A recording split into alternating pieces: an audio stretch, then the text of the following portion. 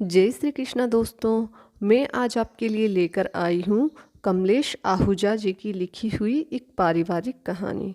दोस्तों, कहानी अच्छी लगे तो चैनल को लाइक और सब्सक्राइब करना ना भूलिएगा। नेहा किचन में काम कर रही अपनी ननद प्रिया के पास आई। उसे लगा घर में कोई नहीं है तो यही सही समय है प्रिया से बात करने का, क्योंकि फिर उसके जेठ जेठानी आने वाले थे। नेहा की सास के पास ज़्यादा तो कुछ था नहीं, बस थोड़े बहुत जेवर थे, तो वह भी उन्होंने नेहा को दे दिए थे। उसने बहुत मना भी किया कि माँ, इस पर तो दीदी का अधिकार है, पर वह नहीं मानी। तो नेहा ने उसकी अमानत समझकर जेवर अपने पास रख लिए। प्रिया के छोटे भाई भाभी रोहन और नेहा ने माँ की बहुत सेवा की, उसे अंत तक अपने पास रखा, जबकि उनकी आर्थिक स्थिति ज़्यादा अच्छी नहीं थी। वहीं बड़े भैया भाभी अपनी सारी जिम्मेदारियों से पल्ला झाड़कर अलग हो गए थे। उनके पास ईश्वर की दया से कोई कमी नहीं थी। अच्छा खासा बिजनेस था, बस दिल ही नहीं था उनके पास। प्रिया माँ की बरसी पर मायके आई थी, इसलिए नेहा ने सोचा अब समय आ गया है माँ की अमानत को सही हाथों में सौंपने का, क्योंकि सास की मौत के समय उसके पास इन सब बातों का समय ही नहीं था। दूसरा, जेवर भी लॉकर में पड़े थे। प्रिया भी ज़्यादा नहीं रुकी थी, क्योंकि उसके बच्चों की परीक्षाएं चल रही थी। बीच में प्रिया एक आध बार आई भी तो नेहा को याद नहीं रहा, इसलिए उसने सोचा था कि सास की बरसी पर वह प्रिया को जेवर दे देगी। उसने याद से जेवर लॉकर से निकलवा कर रख लिए। दीदी, यह माँ के कुछ जेवर है, रख लो, इस पर आपका हक बनता है। नेहा प्रिया के हाथ में एक छोटी सी पोटली थमाते हुए बोली। नहीं नेहा, मैं यह सब नहीं ले सकती, इसकी हकदार सिर्फ तुम हो। मैंने तो बस माँ की कोख से जन्म लिया था। तुमने तो न सिर्फ माँ की सेवा की, बल्कि बहू होने की सारी जिम्मेदारियाँ भी निभाई। सारी उम्र तंगी में रहकर भी मेरे ससुराल वालों को लेन देन में कोई कोताही नहीं की। माँ के ना रहने पर मुझे कभी माँ की कमी महसूस नहीं होने दी। प्रिया भावुक होते हुए बोली।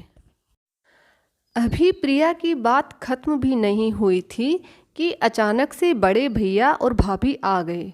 पता नहीं बाहर का दरवाज़ा कैसे खुला रह गया। दोनों सीधे किचन में ही आ गए। प्रिया को ऐसे लगा जैसे उन्होंने उसकी बात सुन ली थी।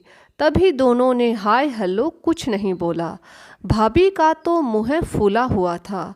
प्रिया ही आगे बढ़कर बोली, नमस्ते भैया, नमस्ते भाभी, कैसे हो आप लोग। भैया ने उत्तर में बोला, हम सब ठीक है। पर भाभी तंज कसते हुए बोली, नेहा ननद, इसको ही माँ के सब जेवर दे दोगी या फिर बड़ी भाभी के लिए भी कुछ रखोगी। रोहन भी बाजार से आ गया था। उसने भाभी की बात सुन ली, पर कोई प्रतिक्रिया नहीं दी, बल्कि भैया भाभी के पैर छुए और उनका हालचाल पूछा। एक तो भाभी ने जो माँ के लिए किया उसको लेकर प्रिया पहले ही दुखी थी। उस पर उनकी यह बात सुनकर तो उसे बहुत गुस्सा आया और वह तमतमाते हुए बोली, भाभी, नाम से कोई बड़ा नहीं हो जाता। बड़ा होने के लिए बड़े जैसे काम भी करने पड़ते हैं। आपने कभी बड़ी बहू होने का फर्ज नहीं निभाया। सारी जिम्मेदारियों का बोझ देवरानी के ऊपर डालकर अलग हो गई। सास इतने समय से बीमार थी, कभी खोज खबर नहीं ली, और अब आप चाहती हैं कि माँ के जेवर में से आपको भी हिस्सा मिले। और भैया, आपने भी हमेशा भाभी का ही साथ दिया, कभी भी माँ के बारे में नहीं सोचा। दीदी, भाभी ठीक कह रही है। भाभी ही तो इस घर की बड़ी बहू है, उनका भी हर चीज़ पर उतना ही हक है। नेहा बात को संभालते हुए बोली, देखो भाभी, इसे कहते हैं बड़प्पन। आपके होते हुए भी ससुराल की सारी जिम्मेदारियां सब बिना किसी चाहत के खुशी खुशी निभाती रही और आज अपना हिस्सा भी आपको देने के लिए राजी है। तुम सब अभी बेकार की बातें छोड़ो, बाद में सोचेंगे क्या करना है। पहले कल का कार्यक्रम ठीक ठाक हो जाए, यह ज़्यादा ज़रूरी है। प्रिया के बड़े भैया बोले। नेहा को जिस चीज़ का डर था वही हुआ। उसकी जेठानी अपने पति की बाह पकड़कर बोली, चलो जी, जहाँ बड़ों की इज्जत ना हो वहाँ रुक कर क्या करना है। रख लेने दो इन लालचियों को सारे जेवर, मुझे नहीं चाहिए। बात बिगड़ने लगी तो रोहन भाभी के पैर पकड़ते हुए बोला, भाभी, दीदी की तरफ से मैं आपसे माफ़ी मांगता हूँ। आप जैसा कहेंगे वैसा ही होगा, बस आप नाराज़ मत हो और जैसे तैसे कल का दिन शांतिपूर्वक निकलवा दो। प्रिया की भाभी ने किसी की एक ना सुनी और पैर पटकती हुई अपने घर चली गई। बड़े भैया बेबस लाचार से खड़े थे और छोटे भाई की आंखों में आंसू थे। यह सब देखकर प्रिया भी रोने लगी और रोते रोते बोली, भैया, काश आप मुझे समझ पाते तो आज यह स्थिति उत्पन्न ही नहीं होती। मैंने कितनी बार आपको फ़ोन पर समझाया था कि कभी कभी माँ को अपने पास रहने के लिए बुला लिया करो।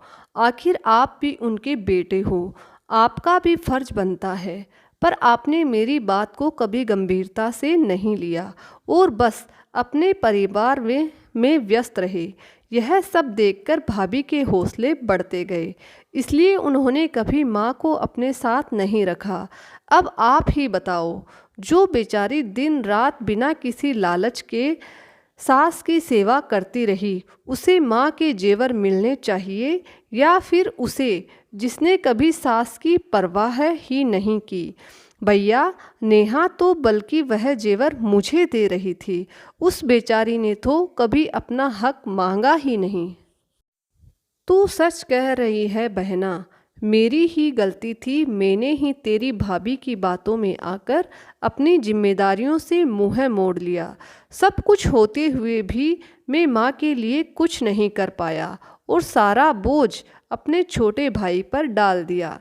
काश समय रहते मैं तेरी बातों को समझ जाता, कहकर बड़े भैया भी रोने लगे। प्रिया और रोहन ने बड़े भैया को गले से लगा लिया।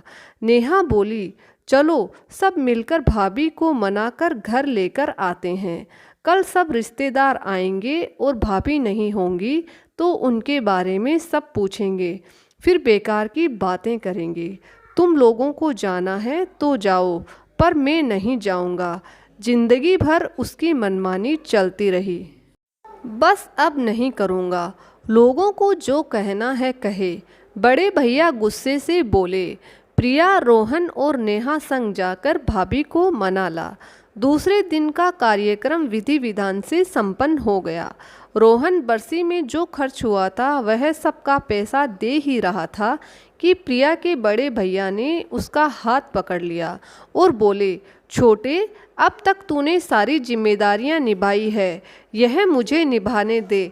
जितना खर्चा हुआ है वह सब मैं दूंगा, वरना मैं अपने आप को कभी माफ़ नहीं कर पाऊंगा। प्रिया ने भी भैया की बात में अपनी सहमति जताई। भैया ने बरसी का सारा खर्चा चुकाया और प्रिया, नेहा और रोहन को गले से लगाते हुए बोले, अब से तुम सब मेरी जिम्मेवारी हो। इधर प्रिया की बड़ी भाभी ने भी अपने किए की देवर और देवरानी से माफ़ी मांगी। फिर से अपने परिवार को एक साथ देखकर प्रिया की आंखों में खुशी के आंसू आ गए।